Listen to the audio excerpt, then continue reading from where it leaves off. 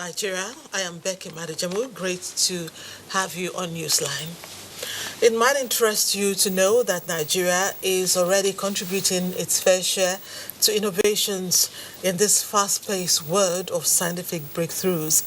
A reputable tertiary institution recently unveiled an automobile that is environment-friendly. Find out the university that achieved this feat. Then girls are being encouraged to get into the cyber lab and keep busy with the boys. Where this motivation is coming from will be revealed later. Some corporate organizations in the oil sector gave back to some communities. The projects are life-transforming, as you would see. And among places we are visiting in this edition is a confluence town. History was updated there a while back. It's all about a spiritual leader. And a feature on rainmakers is interesting and intriguing. The debate is a must-see. But let's hold on a bit for the news by Claire Adelabu Abdurazak. It's always good to see you, Claire. It's a mutual feeling, Becky, and let's begin with food first before we turn on to electricity or powered automobile. And from Abuja, evaluation of Nigeria's cassava value chain indicates that despite the country's position as the world's largest producer of the produce, she has yet to maximize her potential. Now, the evaluation reveals that Nigeria is lagging behind in the world business of starch and ethanol, two of the byproducts of cassava. In this regard, correspondent Musa Baba Aliu takes a look at the challenges confronting Nigeria's cassava business. Cassava is an important food crop not only in Nigeria, but in many countries across the globe. But Nigeria is producing the highest quantities of more than 47 million tons annually, followed by Thailand and Indonesia. In spite of this, Thailand, Indonesia, and even Italy are generating more revenue from cassava, far more than Nigeria. What are they doing different? What Thailand is doing different from what Nigeria is doing is they take cassava as a commercial crop, number one. The private sector is making investment, the government is facilitating. And they have what they call Thai Cassava Development Institute. We need to do that in Nigeria. We need to do that in many African countries. There were efforts by the federal government in 2007 for all master bakers to include 10% cassava flour in bread. But what happened to the policy? Everything cassava just died down. From the policy maker, nobody is no more talking of cassava, except the research institute and industries that have invested 2 billion, 1 billion, 500 million on cassava in this country. There are quite a number of small-scale enterprises that are involved in production of flour for Condolences. So in our university, as an institution, we have a factory where we process cassava. And we can even afford to take from farmers now. The areas of starch and ethanol production, it was discovered that there are not enough industries to produce the products. For instance, Nigeria's demand for ethanol is put at 4 million tons annually, but only less than 1 million is produced locally. Structural deficit. Cassava starch producers, we are largely a rural companies, basically. And infrastructure in rural areas, is actually is not existent. The government is making some effort, and we can see it. However, we want it to be accelerated so that Nigeria can take rightful place, as the biggest, not just producer of cassava, but to industrialize cassava. That is our aim. Now that the African Development Bank and International Institute for Tropical Agriculture are providing funds for enhancement of Nigeria cassava value chain, there are also appeal to the government to provide more enabling environment for the business to thrive. Musa Baba Aliyu, NTA News. And in other stories now, Nigerians have been nudged to rest assured that fortunes of the Nigerian National Petroleum Corporation, NNPC, will turn around for the better. Those words of encouragement were given by the Group Managing Director of the NNPC, Mele Kolo Kiari, while receiving a delegation of the Missile Emirate Council of Bauchi State, led by Chairman Missile Ahmadun Ahmadu. In a statement by the Group General Manager, Group Public Affairs, Ndo Uhamadu, the GMD promised that the management of the corporation will not disappoint the nation in this task. Mile Kolokiari says that he is honored by the high-profile delegation from the Emirate Council and also extolled the virtues of his predecessor, who is from Misau Emirate. Kiari expresses gratitude to the President for the opportunity to serve the nation and solicited the Emirates' support and prayers. A very illustrious son of Misau left this seat that I'm occupying. And I can tell you it's a very hot seat. Very difficult to fill the gap left by the son of Misau that left this place. We're grappling to fit in. Secondly, for His Royal Highness, the Salkim Borno Misau, to have sent this very distinguished delegation, and it tells us a lot about our relationship with Misau. We're profoundly grateful for this honor and privilege given to us. And in their response, the delegation assured him of same cooperation rendered to their son, Maikanti Barrow. And on to bilateral relations now. The Gulf of Guinea remains a critical maritime asset which must be secured for the economic prosperity of Africa. Now, this is why the Ghanaian Navy, as part of its 60th anniversary, has invited the Nigerian Navy to demonstrate its readiness and capability to combat economic and maritime saboteurs in the region. Our correspondent, Dr. Oguyemi, witnessed the departure of some ships participating in this exercise.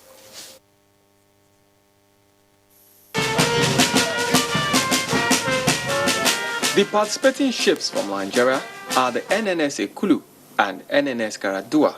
The ships and its company will be demonstrating their knowledge of the maritime domain awareness, practice maneuvering, and other on-board joint operations, as well as showcase the capabilities of its K9 units.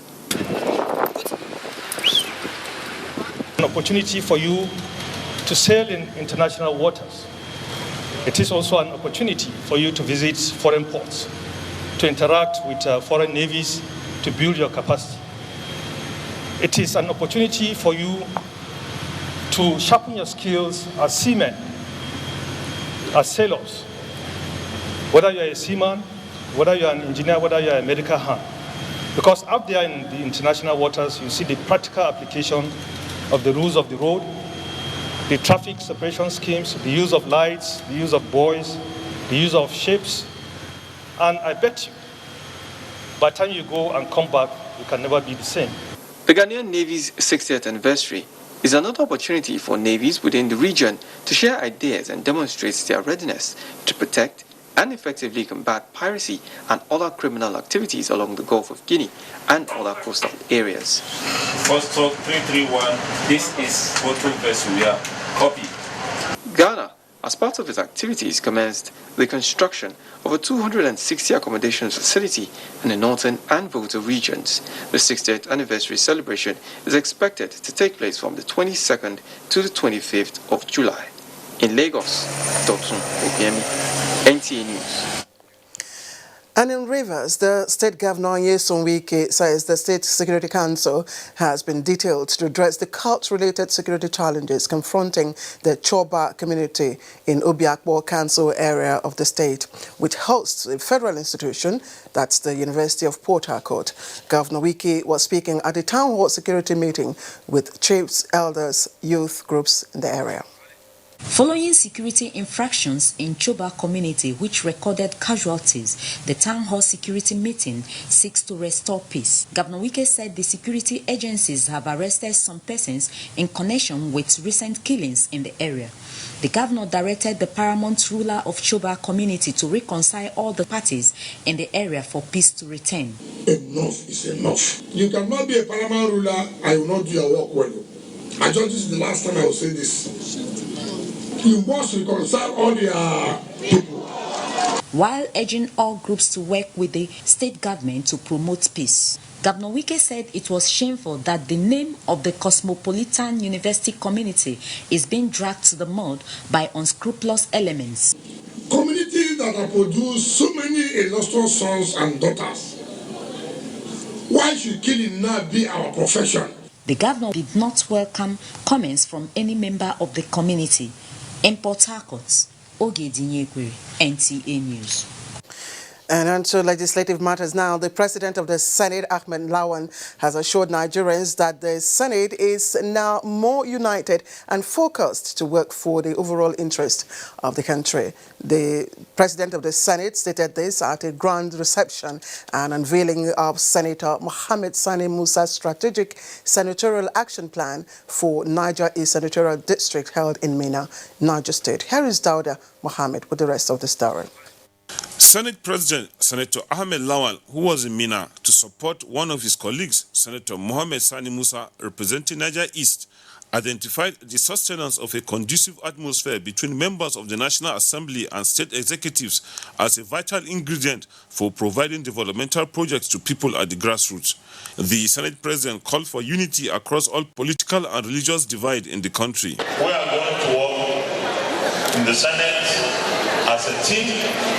We remain focused. We remain brothers and sisters. Niger State Governor Abubakar Sani Bello called for a legislation to check the excesses of road users to protect and prolong the lifespan of the nation's roads. We have been spending money to build roads, to renovate roads.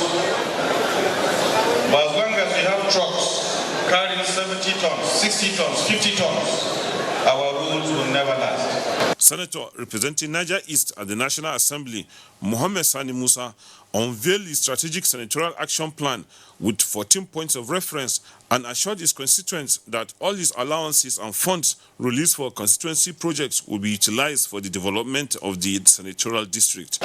We will try as much as possible to support the executive whenever any bill is brought before us that will alleviate the suffering of our people. 22 senators from the National Assembly, including the Senate Deputy President, attended the ceremony in Mina. Dauda Mohammed, NTA News. Meanwhile, Deputy President of the Senate, Ovie Omo-Agege, says the peace and unity of Nigeria remains a cardinal objective of the All Progressives Congress APC. He was speaking at a reception organized in his honor by the Youth Progressive Initiative of the North. Ignatius Funke tells us more. Of youth, eminent Nigerians and party bigwigs, it was another opportunity to emphasize Nigeria's strength in unity. Deputy President of the Senate, Ovie Omo-Agege, the celebrant of the day's occasion, reminded Nigerians that no nation can have a meaningful national development without unity of purpose, which the APC stands for. And that informed his resolve to appoint all his aides from all the geopolitical zones in Nigeria. Going into the elections for the leadership, I had thought that it was only APC senators who will vote for me. But to my surprise, very pleasant surprise, we have a new breed of PDP senators who are determined to also work and cooperate with Mr. President to take this country to the next level.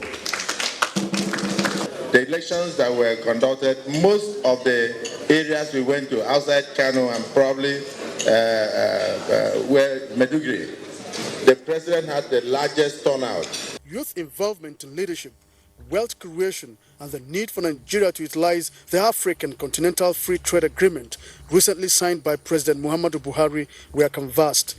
Most of the problem here today is poverty. We must create wealth to drive our economy. Tomorrow is in your hand, and I want to assure you, just as my common leader said, that there's a progressive, the new progressive initiative in the South-South. We are going to start our own youth progressive initiative in the Southwest. The Youth Progressive Initiative is made up of youth from the 19 northern states. Ignatius Funke, NTA News. And growth and development in a multi-ethnic and diverse nation can only be attained when people coexist peacefully, irrespective of their different cultures and beliefs. Now, those were the words of the Anglican Bishop of Jos, Most Reverend Benjamin Kwashi, during an interview. Ijoma Ozemena has that report. Peace, love, tolerance, respect, and compassion are necessities in nation building. Therefore, every country, despite the differences by the inhabitants in tribe or creed, must learn to exist as a united entity.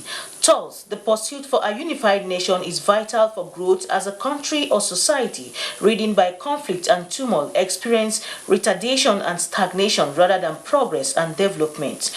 These were the thoughts of the Anglican Bishop of Jos, Most Reverend Benjamin Kwashi, while deeply reflecting on living in harmony, as he went on further to say peaceful coexistence is a heritage which brings about meaningful development devoid of rancor and chaos. I cannot deny what I inherited from my childhood to my youth to my adult life because somebody has interrupted it today. No, I will work for peaceful coexistence any day because that is my life. What is happening as disjointment now of peaceful coexistence is an aberration. It's not Nigerian. Bishop Kwashi further explained that government should be aware of the few people who are agents of crisis aimed at destroying peace of the nation. We must be careful with those who are calling for war outrightly on either side, on any side, because the reckless discussions about war is the most harmful thing against the poor, because usually it is the poor that suffers, and God hates it. The cleric encouraged all Nigerians to pursue and strive for the sustenance of peace in the country. In Jos, Ijoma Ozemena, NTA News. Now, the National Assembly is to work with the executive arm to find lasting solution to insecurity, especially as it affects safety of lives on highways. Senator Ajayi Boroface said this when he led National Assembly delegation on a condolence visit to Afenifere leader Pa Reuben Fashoranti on the death of his daughter Funke Olakunrin, who was killed along Ore-Ijebode Expressway on Friday, July the 12th. Doris Solomoko brings us that report. The country home of Pa Reuben Fashoranti in Akure, Ondo State, has continued to play host to sympathizers from all walks of life. The visits of the Joint National Assembly delegation is a sort of circle for the bereaved family and Nigerians, as the legislators condemn the issue of insecurity and promised legislation against such. This incident of again conscientize our nation that something has to be done very, very urgently. Other members of the delegation described the death of late Mrs. Olakunrin as a sacrifice to the nation. We in the Senate, we are taking steps to ensure that necessary legislation are put in place. Anybody that's caught, definitely it will go, the law of the land will go with him. But it's unfortunate that it is difficult for the police, but I know the investigation is going on. The late Mrs. Funke Olakunrin will be laid to rest on Monday, the 22nd of July, after a funeral service at St. David's Anglican Church, Akure. In Akure, Doris Olumoko, NTA News. And as you must have heard in that report, the body of the late daughter of the leader of Pan-Yoruba social-political group, Afenifere Funke Olakunrin, is to be committed to Mother Earth Monday. The burial rites started with a commendation service in Lagos. Abolade Salami was there. All will be well.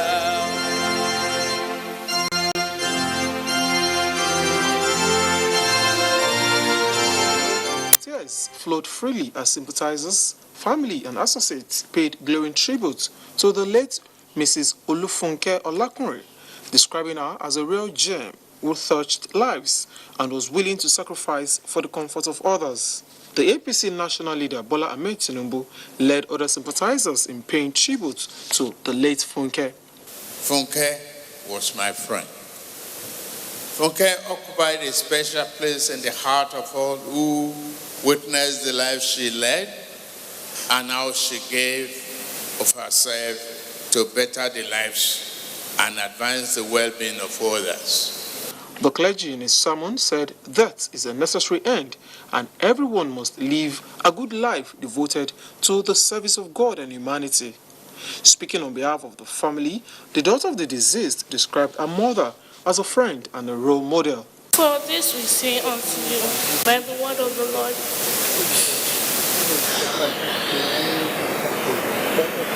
that we which are alive and remain unto the coming of the Lord.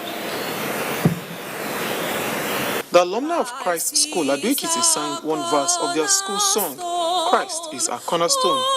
Late Olufunke Olakunrin is survived by her father, husband, children, and grandchildren. In Lagos, Abolade Salami, NTA News. Let's take sports news now, and for that we join Amazi Marcus.